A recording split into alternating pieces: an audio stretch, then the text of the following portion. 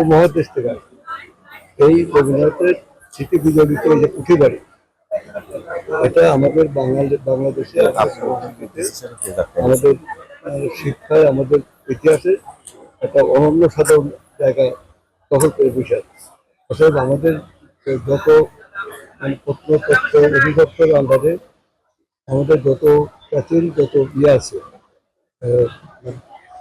দর্শনীয় জায়গা আছে, বিভিন্ন পাহাড় এবং সমতলে যে সমস্ত নৃতাত্ত্বিক গোষ্ঠী আছে, বিভিন্ন জাতিসত্তার বিভিন্ন ধর্মের যে নিদর্শনগুলো আছে, যেমন বাঘের একটা খান জানালির মাদার, সাজাল্লের মাদার, তারপরে লালন ফকিরের মানে আপনার এই যে বৌদ্ধ বিহার, সমস্ত জায়গায় আমরা এটাকে পর্যটন কেন্দ্র হিসেবে গড়ে তোলার জন্য আমাদের সরকার চেষ্টা করছে।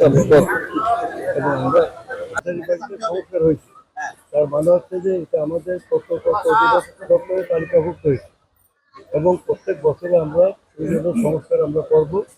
আর লোকাল যে মানে জেলা প্রশাসন, উপজেলা পরিষদ, জেলা পরিষদ, তাদেরকে আমরা বলবো তারাও এখানে কিছু বরাদ্দ দিয়ে আমরা আজকে রাত্রি বসে সিদ্ধান্ত নিয়ে